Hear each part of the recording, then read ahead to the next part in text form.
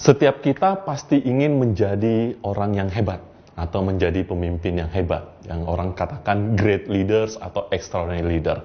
Nah, kali ini kita akan membahas tentang bagaimana menjadi pemimpin yang hebat.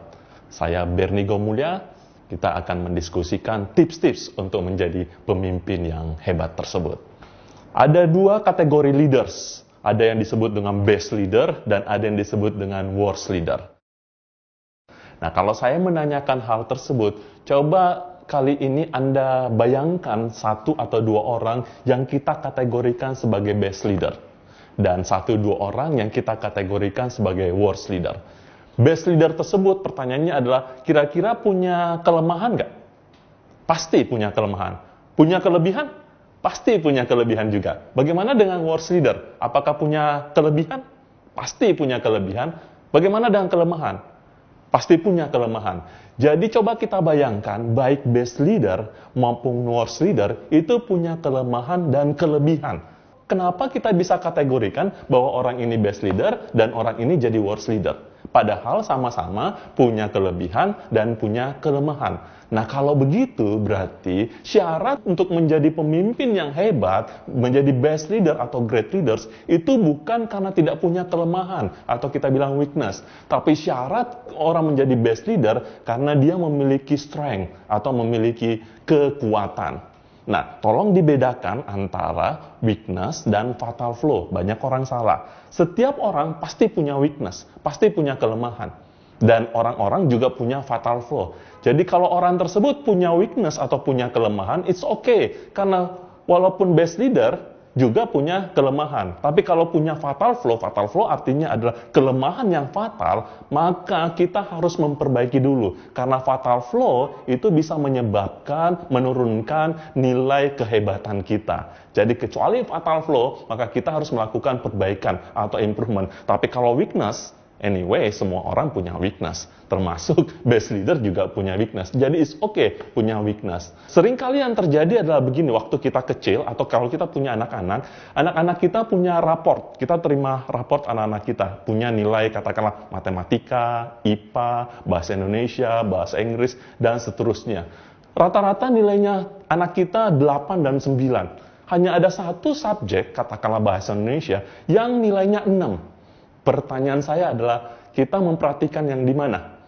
Yang 8, 9 atau di 6? Di kebanyakan kita memperhatikan di 6 kelemahan. Padahal barangkali nilai bahasa Indonesia 6 itu bukan fatal flaw, itu kelemahan. Jadi it's okay. Sebenarnya kalau supaya anak kita menjadi baik, kita harusnya berpusat bukan pada yang lemah, bukan pada nilainya yang lemah, yang bahasa Indonesia, tapi pada yang nilainya tinggi. Kecuali barangkali bahasa Indonesia nilainya 4 atau 5. Nah, itu namanya fatal flaw. Kita harus memperbaiki. Tapi kalau dia yang terlemah dibanding yang lainnya, it's okay untuk melakukan itu. Jadi sekali lagi, syarat untuk menjadi pemimpin yang hebat bukan karena nggak punya weakness, bukan karena nggak punya kelemahan, tapi karena dia punya strength, punya kekuatan yang luar biasa hebatnya.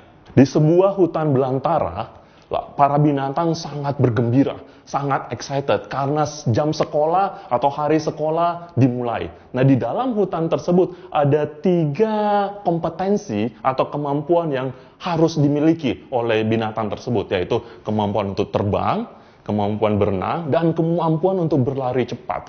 Para binatang sangat excited karena sekolah akan dimulai. Tapi tiba-tiba baru berjalan beberapa minggu, lalu kemudian para binatang tersebut nggak lagi semangat, nggak lagi excited. Kenapa? Karena ternyata mereka nggak bisa melakukan apa yang diajarkan. Karena ternyata burung diajarin bagaimana caranya berenang.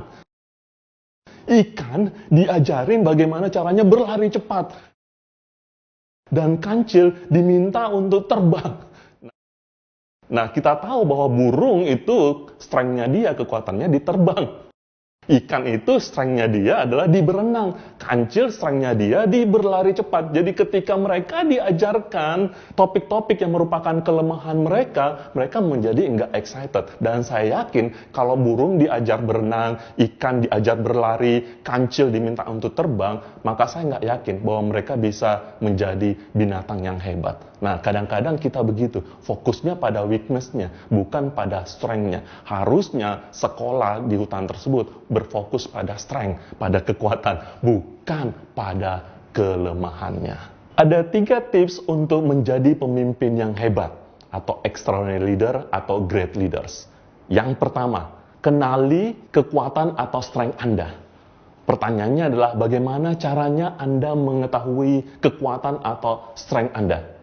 Ada 2 cara. Pertama, kita melakukan self-assessment, artinya kita menilai diri kita sendiri, apa kekuatan dan kelemahan kita, mungkin dengan cara berkontemplasi, merenungkan apa yang menjadi kekuatan kita. Dan cara yang kedua adalah yang kita sebut dengan 360 degree feedback. Artinya kita mendapatkan umpan balik 360 derajat dari rekan kerja kita, dari bawahan kita, dan dari atasan kita. Pertanyaannya, yang mana yang lebih akurat? Self-assessment atau 360 degree assessment? Menurut research, 360 degree assessment atau umpan balik 360 derajat itu lebih akurat. Jadi yang pertama, kenali kekuatan atau strength Anda. Yang kedua, tips untuk menjadi pemimpin yang hebat adalah fokus pada mengembangkan kekuatan atau strength Anda. Jangan fokus pada weakness. Karena tadi kita sudah sampaikan bahwa setiap orang, walaupun itu best leader, pasti punya weakness, punya kelemahan. Nah, kita harus fokus kepada strength. Karena kita menjadi pemimpin yang hebat, bukan karena tidak punya kelemahan, tapi karena kita punya kekuatan atau strength yang sedemikian luar biasa hebatnya. Kecuali itu fatal flaw, atau kelemahan yang fatal, yang signifikan. Kita harus perbaiki, kita harus improve sampai dengan acceptable level, atau level yang bisa diterima. Lalu tips yang ketiga, ini yang terakhir adalah dalam proses pengembangan kita, dalam proses kita mengembangkan strength atau kekuatan kita, maka kita harus melibatkan orang lain dalam proses pengembangan. Karena research mengatakan semakin kita melibatkan orang lain dalam proses pengembangan kita, maka semakin besar kemungkinannya untuk kita bisa memperbaiki diri, untuk kita bisa menjadi pemimpin yang hebat. Nah, demikian 3 tips untuk kita menjadi pemimpin yang hebat atau menjadi pemimpin yang luar biasa, extraordinary leader atau great leaders. Pada tanggal 30 Mei 2017, jam 1 sampai dengan jam 16.30 sore, Business Growth akan melakukan seminar yang kita beri judul How to be Exceptional. Dalam seminar tersebut ada 2 pembicara yang luar biasa yang akan berbicara tentang How to be Exceptional. Yang pertama adalah Jack Sanger.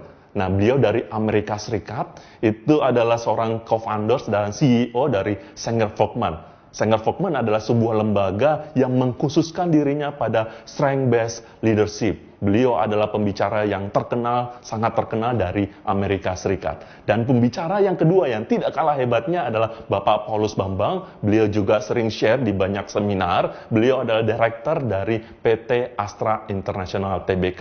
Nah, kedua pembicara yang hebat tersebut akan men-sharingkan tentang bagaimana Bapak Ibu sekalian bisa menjadi leader yang hebat, bisa menjadi pemimpin yang hebat. Untuk lebih detail, hubungin yang berikut ini.